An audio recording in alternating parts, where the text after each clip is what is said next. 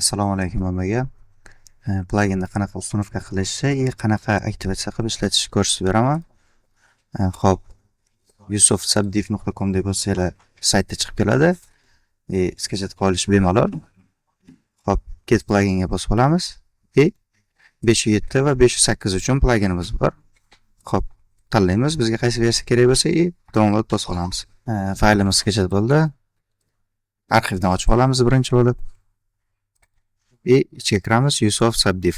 Buni kopiya qilamiz. Bu yoqda proyektimiz bor. Misol uchun, odatda proyekt ichida mana papka bo'lmaydi. Plugins degan papka. Yozib olamiz plugin. Shuni ichiga pluginimizni tashlaymiz. Ctrl V. Agar hamma proyektimizda bu pluginni ishlatmoqchi bo'lsa, C-diskda Epic Game ichida plugins degan papkani ichiga tashlab qo'yishimiz kerak bo'ladi. C-diskga kirsanglar, program faylida Epic Game degan bor. O'sha yoqda xo'p, versiyamizni tanlaymiz, engine tanlaymiz va plugins. Mana shu yerga tashlab qo'ysak bo'ldi. Keyin любой proyektimizni pluginda qidirayotgan joyda qidirib aktivatsiya qilib olishimiz mumkin. Xo'p, endi proyektimizga kirib olamiz.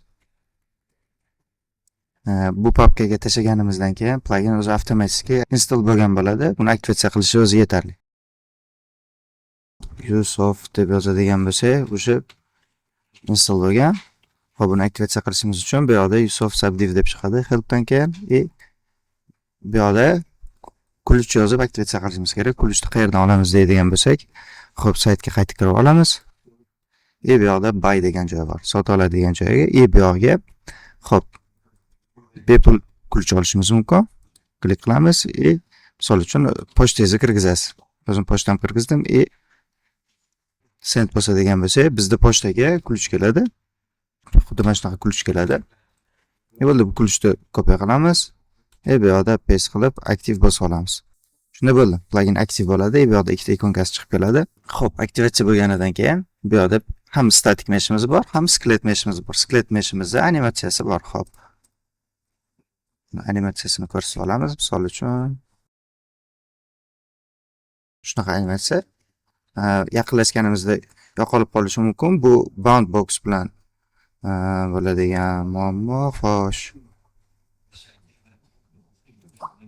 Ya'ni mesh bound bu yoqda bo'lgani uchun buni kamera ko'rmayapti deb o'ylab qaytib qo'yadi. Bu Unreal o'zini optimizatsiya uchun, buni ko'paytirish uchun shunchaki bu yerga bound scale deb yozadigan bo'lsa, bound scale chiqib keladi. Buni 10 qiladigan bo'lsa, bu kattalashadi. Bu yoqda personajimiz o'zi ko'rinib boshlaydi. Xo'p. Endi qilinayotgan narsa bu low poly mayda animatsiya qilingan. Date deb yozadigan bo'lsa, shunaqa animatsiyasi bor personaj. Biz bunga subdiv berishimiz kerak. Nimaga Maya yoki o'sha boshqa 3D programmani o'zida subdiv berib eksport qilinmaydi? Chunki subdiv berilganda buni skena bo'lgani uchun o'sha subdivni qabul qilmaydi. Shu uchun ham Unreal o'zi subdiv bersa to'g'ri ishlaydi, hech qanaqa muammo bo'lmaydi. Personajimizni tanlaymiz. Personajni tanlaganimizda mana bu yoqda ikonka yonadi o'zi, ya'ni xo'p, cook qilishi mumkin. Sklet mesh. Agar static mesh tanlaydigan bo'lsak, bunisi yonadi. Cook qilishi mumkin degan bu yoqda chiqadi. Xo'p, tanlaymiz. Subdiv info create qilib olamiz. Xo'p, misol uchun Lola deb yozib oldik. Cook bo'lsa degan bo'lsa. Xo'p, cook bosganimizdan keyin sahnadagi meshimiz o'zi alishib oladi. Srazi bitta subdiv level qo'shiladi. Ya'ni meshimizni tanlaganimizda bu yoqda subdiv komponent chiqib keladi. Bu yoqda defaultda 1 turgan bo'ladi. Xo'p, personajimizni tanlaymiz. Buni 0 qilib qo'yadigan bo'lsak, bu default holdagi ko'rinishi.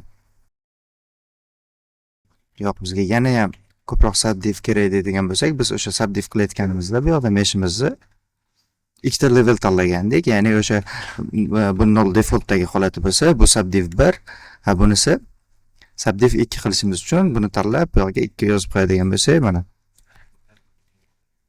Xo'p, bu yoqda mana subdiv bu buniki, subdiv 1, subdiv 0. Xuddi shunaqa personajimiz o'sha animatsiyasi ham hech narsasi buzilmaydi. O'zi subdiv level qo'shiladi. Xo'p, buni yoqib qo'yadigan bo'lsak, animatsiyasida muammo yo'q. Static meshimizni subdiv qilishimiz uchun meshimizni tanlaymiz. Bu ikonga yonadi. Buni bitta bo'lsa, bu yerda nechta subdiv level qo'shishimiz xohlasak, nanit yoqib qo'yishimiz mumkin, xohlamasak kerak emas. Xo'p, misol uchun ikkita kerak. ko'k bosadigan bo'lsak, bo'ldi. Уже bunga subdiv level qo'shildi. Mana hop, ikkita subdiv level qo'shildi. Yoki meshimiz subdiv 1 level bilan kerak. Ya'ni bu 0 bo'lsa, bu 2 bo'lsa, 1 bilan kerak bo'ladigan bo'lsa, buni bir qilib ko'k qiladigan bo'lsak, hop. Mana, ya'ni ko'k qilganimizda sahnada bir xil meshlardan, misol uchun bundan 4 ta bo'ladigan bo'lsa, o'sha eng oxirida ko'k qilganimiz nechta level bo'ladigan bo'lsa, hammasi shunaqa update bo'ladi. Misol uchun hozir 2 turib, buni ko'k qiladigan bo'lsak, bu yerdagi hamma meshlarimiz subdiv 2 ga almashib oladi. Ya'ni bu o'sha siz environment yig'ib qo'ydingizda, keyin hammasini alohida subdiv berib chiqmasligingiz uchun bu kerak. Yo'q, agar